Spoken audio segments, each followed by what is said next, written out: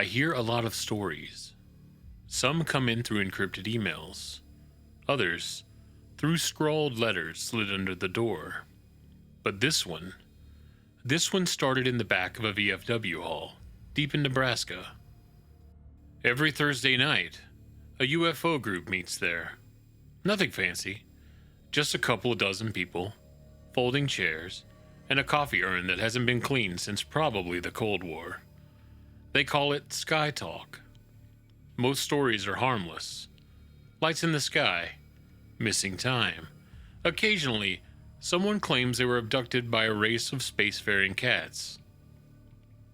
But 4 months ago, a man started showing up. He sat in the same chair, same tired look in his eye. He had the same monotone voice every time, and he told the same story. He said his name was Ben. He didn't want attention. He knew no one would believe him. He stated as much. But he needed to talk. He had to. Even if no one was really listening. But I was. His story always started the same. About a town called Easel Creek. A population of 321. Where he goes from here even gave me chills. Ben said Easel Creek didn't have crime. Didn't have disease. No one aged past their mid-30s. You could leave, but you wouldn't. Because Easel Creek was a utopia. It was perfect. Too perfect. He remembered a childhood of warm meals and hand-carved toys, front porches and endless summers. But there were rules. No one out past 10 p.m. No talking about the town to outsiders. No asking any questions about the town, about the rules. But the most important rule? Each family was allowed only one child. But that was odd to Ben, because Ben remembered something no one else seemed to. A brother. He remembered whispering with him under the stairs, trading marbles, telling stories when their parents thought they were asleep. And then one day, he was gone. When Ben asked about it, his mother started crying. His father said only one thing. We honor the Pact. Years went by, and the memories began to fade. Eventually, when he recollected something, he thought maybe he'd imagined it. A childhood fantasy. Until he found the photo. They told me I was born 12 minutes before him. That made me the miracle. The firstborn. But 2 miracles. That would break the pact. He kept the photo hidden for years. His secret. But then, things started to happen that would change his world forever. The Harvest Festival came around. Every year it ends with the lantern lighting procession. Singing, smiles. The whole town walks the fields. Except that year, Ben didn't see his cousin Lily afterward. She had just turned 16. He asked around. They told him she had left to visit immediate family. Ben knew she was an only child, and that their entire family lived in the town. Ben began to question things, began asking the right questions for him, but the wrong questions for the town. He started looking for Lily, deciding that he was going to set out to find her. This was the first time Ben had ever left the town. He made it 10 miles before his tires blew out. Said he heard a sound behind him in the trees. Not footsteps, not wheels, a hum. He blacked out and woke up in his bed the next morning. And no one remembered him trying to leave at all. Didn't even acknowledge it. Ben began to leave the town more and more after that. Each time looking for Lily. Each time looking for answers. And eventually ended up at Sky Talk. After seeing him and hearing his story over several times, I met Ben in person. He was the same in person as he was in the sessions. Quiet, shaky, looking like he had a heavy weight on his shoulders. He didn't blink too much, Never once tried to confirm whether I'd buy his story, if I was there to laugh at him or lock him up. He was just glad to talk. He just slid the Polaroid across the table, and he told me. They take the second born. Girls become vessels. Boys become meat. That's the pact. The boys are pre-selected at various ages to grow until a certain age for varying meat quality. But girls are always raised to the same viable age for childbirth. It was a haunting introduction, but as he began to tell me more of his story, the story of the town, and the story of what they referred to as the Pact, I realized he had been easing me into a truth that still haunts me to this day. I don't know what Easel Creek is. I can't find it on any current maps, but I found it on an old one. Just a dot. Population 321. If you've heard whispers about towns like this, towns that never change, where no one ever leaves, I want to hear them. Drop a comment below. Share the case. Let them know we're not looking away. And if you're new here, like, subscribe. The deeper we go, the darker it gets. Now back to the story. Ben said he stopped sleeping in the town after that. Stopped participating in events. Stopped socializing. Instead, he watched. He listened. He learned. He started noticing the signs. Girls vanishing between the ages of 16 and 20. No goodbyes. No funerals. Just quiet explanations. They always said it was an opportunity. Education. A scholarship. But no one ever came back with a diploma, a story, or at all. He started sneaking into the town at night, past the 10 p.m. curfew, avoiding the usual paths, watching the barns and other buildings, specifically a hatch behind a silo. That's when he saw it for the first time. A girl, someone he'd gone to school with, walking barefoot in her nightgown across the field. At first he thought she was simply sleepwalking, but the more he watched, the more he realized that wasn't the case. She was wide awake and moving with purpose, as if she was responding to something. Ben followed her down the hatch. What he found wasn't a cellar. It wasn't even a shelter. It was a corridor. The walls were metallic, but smooth, clean, as clean as you'd see in a hospital sterile room. But it was also old-looking, older than the town, older than anything he'd seen before. He wasn't sure how he could tell, but he could feel it.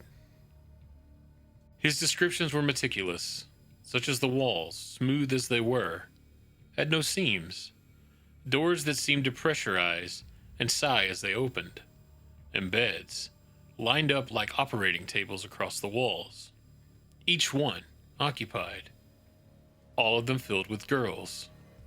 Each girl hooked to a machine that even he, as descriptive as he was, found hard to describe. He turned to leave, and that's when he saw the door. It was smaller, marked with a single shape, a triangle surrounded by concentric circles.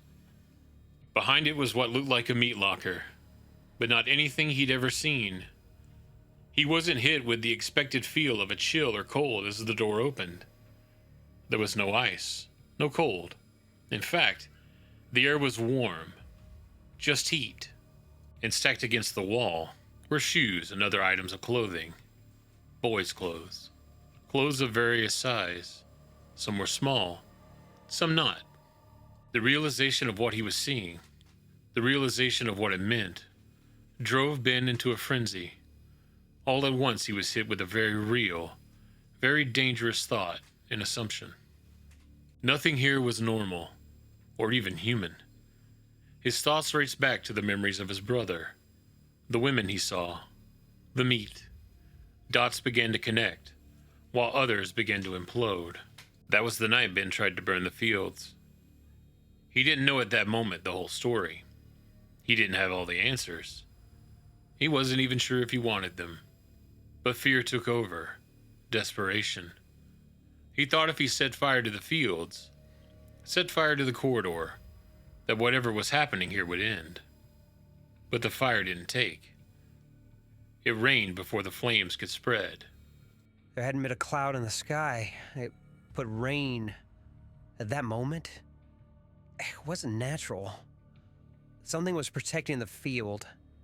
Protecting whatever this was. I wasn't sure what to do. I couldn't explain anything I saw, or anything that happened. I broke down, ran home. The next day, he was called to town hall. Not arrested, not punished. He was given an orientation of lies, told something, yet nothing at the same time. Reminded of the Pact, reminded of his place, the town's place. We all benefit, Benjamin. We all prosper. The cost isn't yours alone. He asked if anyone had ever refused the Pact. The mayor smiled and said, Not twice. They both knew what that meant. Ben wasn't the same after that. A barrage of emotions constantly going through his head. Uncertainty, fear, shock, curiosity, but mostly anger. Lots of anger.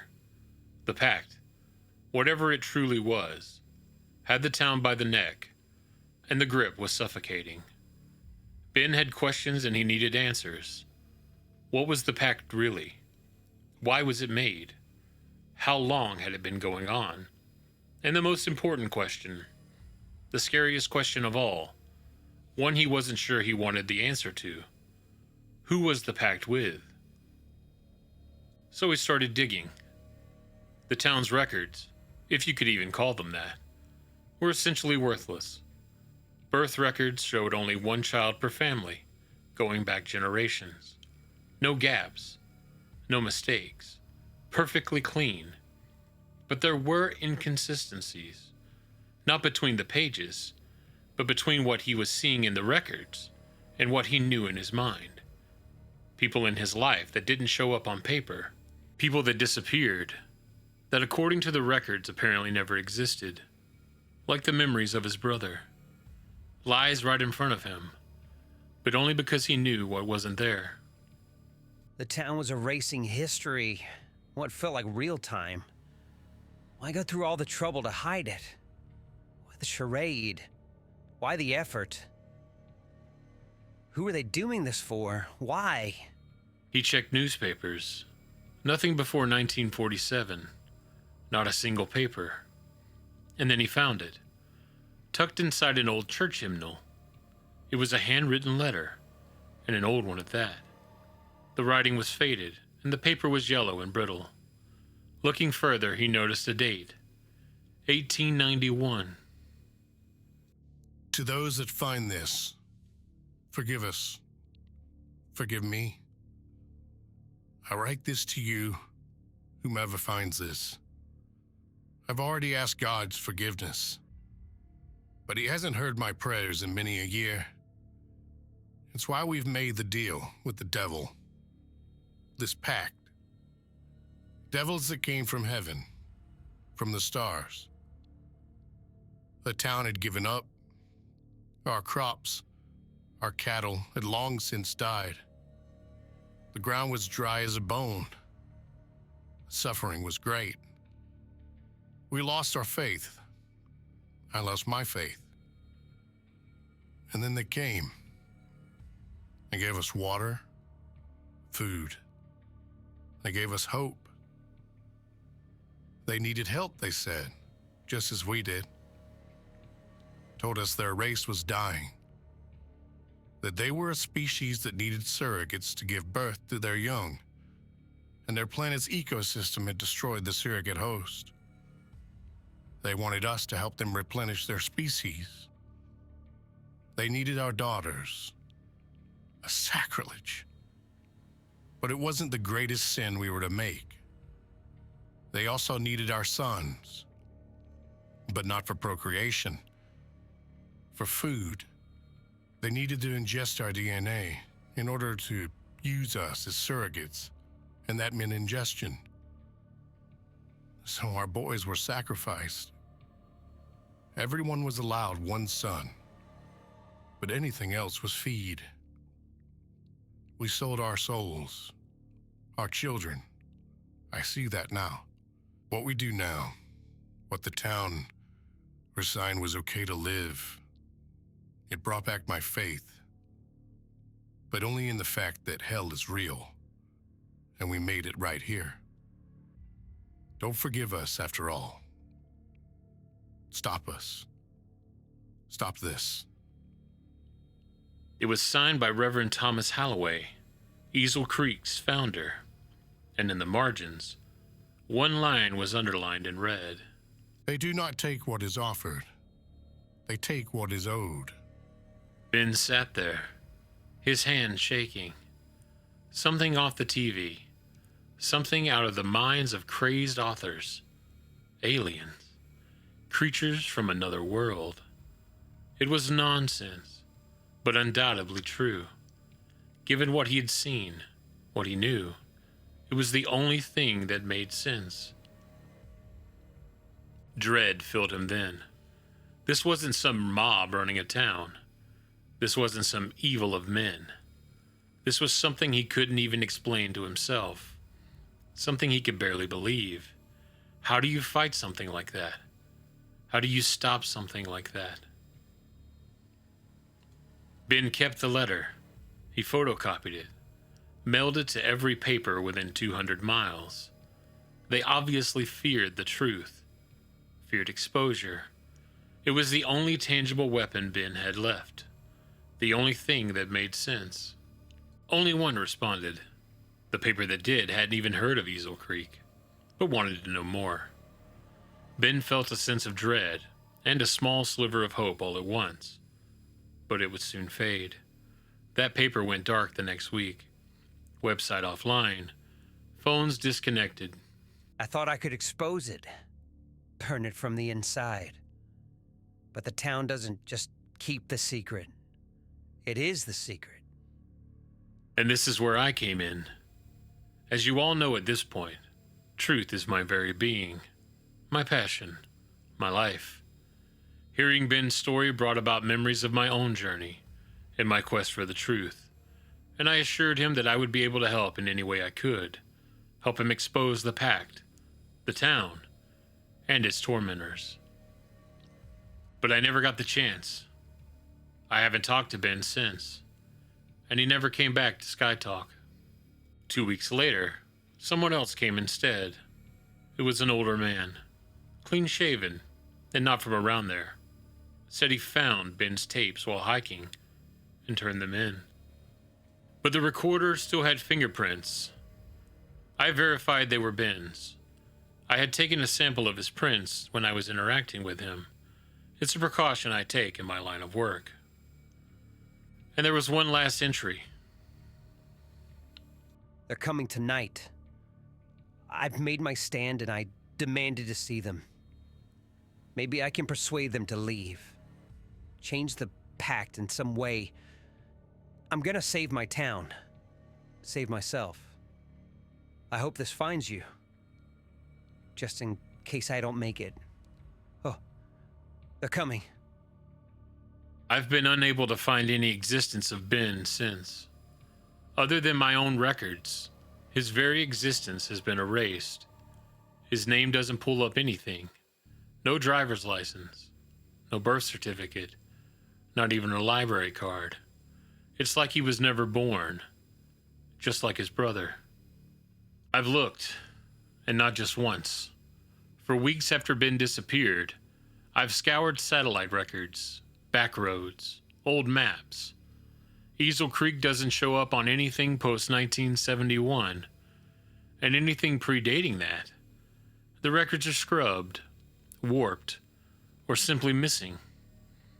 Even the coordinates from Ben's recordings drifted, like something kept shifting the town signature just out of alignment. I found one aerial photo, black and white, cropped, labeled in pencil, test plot, do not survey. But the tree line in that photo, it matches the one of Easel Creek. And the signpost outside still says population 321. I kept digging, trying to find any trace of Ben, any proof of the town that even existed. Most leads went nowhere. But then I found something buried deep in a collection of scanned documents from a now defunct UFO enthusiast group. One page stood out. A redacted intake file from a psychiatric facility in northern Idaho. The origin says Nebraska, but no legal name. Just a case number, A59001. Deceased. But what made it matter were the drawings. Dozens of them. Charcoal and graphite. Smeared and frantic. Each depicting the same figure. Something large. Alien. Not human. Not even close. But shaped like a figure meant to be worshipped. Its body floated just above the ground, layered in veined membranes and slick black skin that looked wet and also hard. Where a head might have been, there was nothing. No face. No eyes. Its limbs were long and segmented, twitching, with spindly feelers that grew and retracted between sketches, sometimes ending in hooks, sometimes in hollowed, tube-like growths. But the most disturbing detail was the slit, vertical, always drawn at the center of the torso, a kind of mouth, ringed and folding, with organic ridges, not made to speak, but made to eat. The longer the man was held, the more detailed the drawings became. One sketch showed glowing veins pulsing just beneath translucent flesh. Another showed it posed before a circle of kneeling figures, arms raised, like a prophet preparing the body for something far worse than death. And every page was marked with the same phrase, scratched into the margins. Meat is mercy. I don't know who drew these, but the origin of Nebraska provides a small link. There were also depictions of women, in the same beds that Ben had described, stomachs bulging as if pregnant, hooked up to otherworldly devices and machines, the creatures standing around them. There were also depictions of boys being slaughtered and devoured. Everything matched Ben's story, every grueling detail, every stomach-churning page. I'm convinced they'd seen them. And if those drawings are real, the town of Easel Creek has fallen victim to the most sinister of creatures. Something beyond the stars. And they've covered their tracks well. Better than any government agency. Better than even Enoch. Because what protects Easel Creek isn't human. Ben's tapes were real. His photo, real. The trembling in his voice when he described what he'd seen, real. Whatever lies beneath Easel Creek isn't just an observer. It's a partner. A pact holder, and the town, its living contract. I've stopped short of going there myself, not out of fear, but out of strategy, because if Easel Creek really is what Ben described, what these drawings perceive, I may only get one shot, and I want it to count. And if I show up too early, I might disappear, like Ben. If I wait too long, then more children vanish. The truth alone isn't enough anymore. It's not just about what's real. It's about what you can prove. And this town, it's done everything to make sure you never can. But I haven't stopped looking. For Ben. For his brother. Or for Easel Creek. And maybe one day, for a way to end the pact. Because if even one person remembers the truth, it's not buried. It's just waiting. You think you'd notice a place like this, a town that doesn't age, where no one gets sick, but no one asks questions either. There's the thing about perfect places. They're either lying to you, or feeding on someone else's silence. Ben may be gone, but his story isn't. And if he's still out there, I'll keep looking. Because every truth has a cost, and some are paid in blood. If you've seen anything like this, if you've ever driven through a town that felt too quiet, where the smiles didn't reach the eyes, drop a comment below. Share what you saw, because truth doesn't survive in silence. Like, subscribe, share this case before it disappears again. Not every light is told. Some are inherited. And I'll be watching. And I'll be back. And remember, it's true if you believe it.